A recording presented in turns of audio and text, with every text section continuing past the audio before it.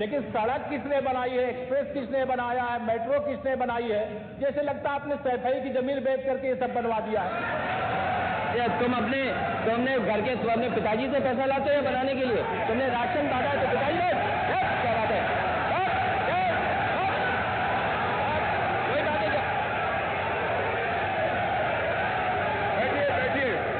बैठिए, आप भी बैठिए, राजेश जी आप भी बैठिए, सब लोग बैठे, आप भी बैठिए, सब लोग, नेम जी बैठिए, राजीव बैठो।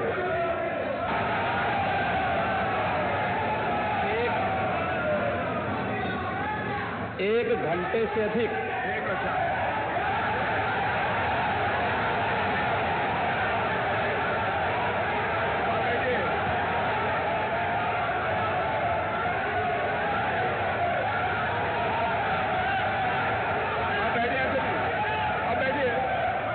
माननीय अध्यक्ष जी, नेता सदन खड़े हैं माननीय, आप अनुमति दे चुके हैं, उसके बाद ये शोर शराबा ठीक नहीं है, ये उचित बात नहीं। अध्यक्ष जी,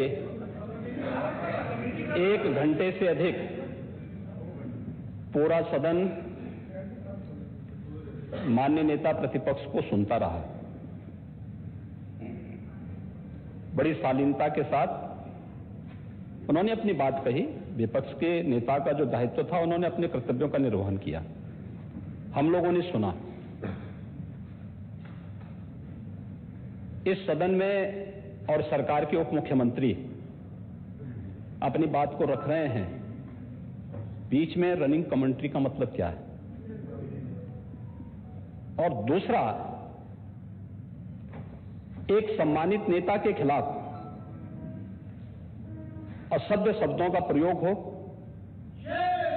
तो शब्द का प्रयोग हो, तो ठीक नहीं है। और मैं बड़ी विनम्रता से कहूंगा नेता प्रतिपक्ष को कि आपको इतना उत्तेजित नहीं होना चाहिए। देखिए, सफाई की बात नहीं कर रहा हूं मैं, सवाल सफाई का नहीं है। देखिए, हम लोग भी जो विकास कार्य करा रहे हैं, या आपकी सरकार के समय जो विकास कार्य हुए होंगे, ये हमारी ड्यूटी थी। सरकार सरकार होती है और हर सरकार को अपनी उपलब्धि को कहने का अधिकार है।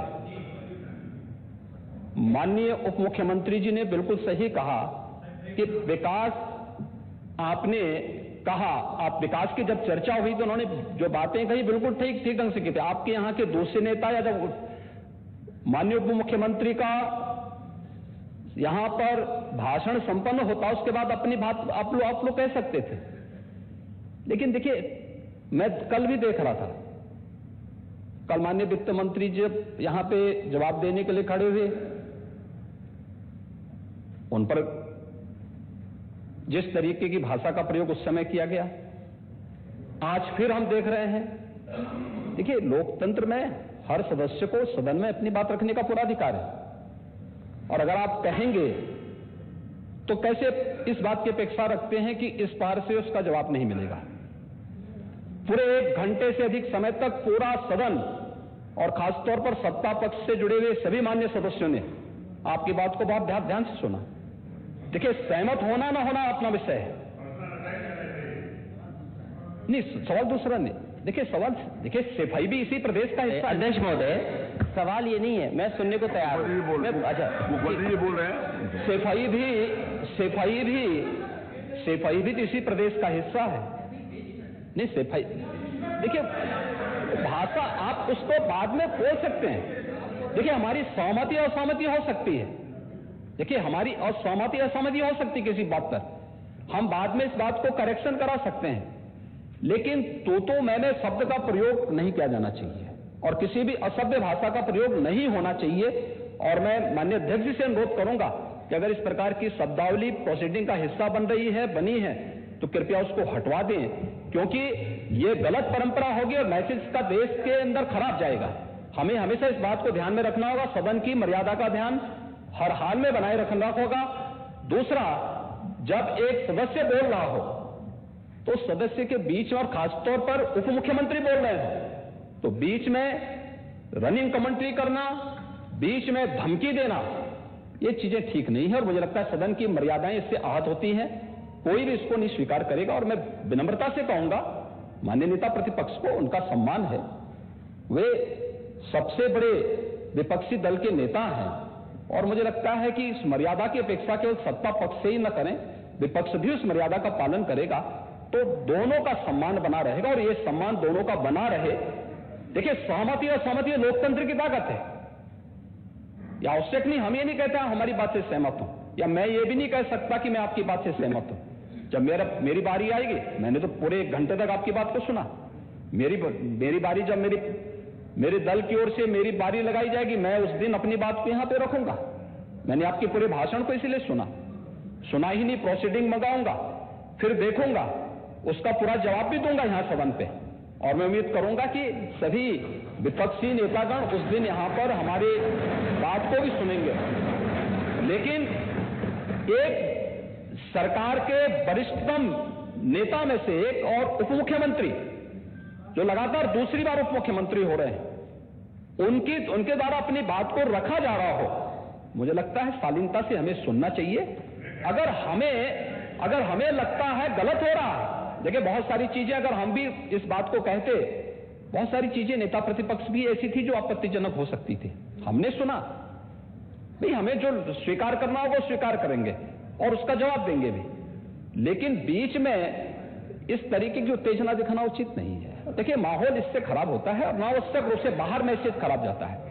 हमारे बारे में टिप्पणियां होती हैं, सदन के बारे में टिप्पणी होती है, हर एक सदस्य की मर्यादा भंग होती है और सदस्य की इसका सम्मान बाहर तार होता है, पब्लिक में इसका मैसेज खराब होता है और इस प्रकार की शब्दावली का प्रयोग न हो। और अगर ये तो शब्द का प्रयोग हुआ है तो मैं आपसे अनुरोध करूंगा कि कृपया इसको सदन की प्रोसीडिंग का हिस्सा कतई न बनाने दिया जाए, क्योंकि ये आने वाले समय में नजीर बनेगा।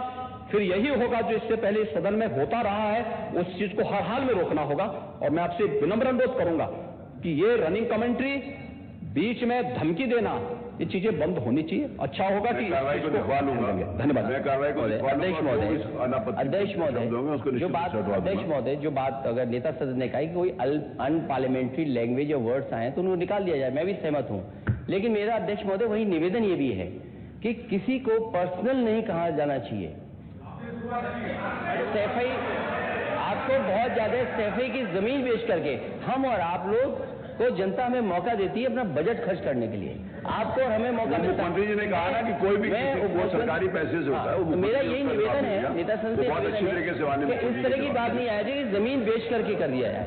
माननीय केवल मैंने ये कहा था कि जो आपके जिले के लिए जो 4 लेन बनी थी वो किसने बनाई थी?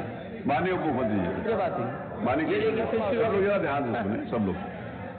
बीच में माननीय अध्यक्ष महोदय, बीच में जो भी अनुपस्थित मैंने कहा जो कुछ भी हो।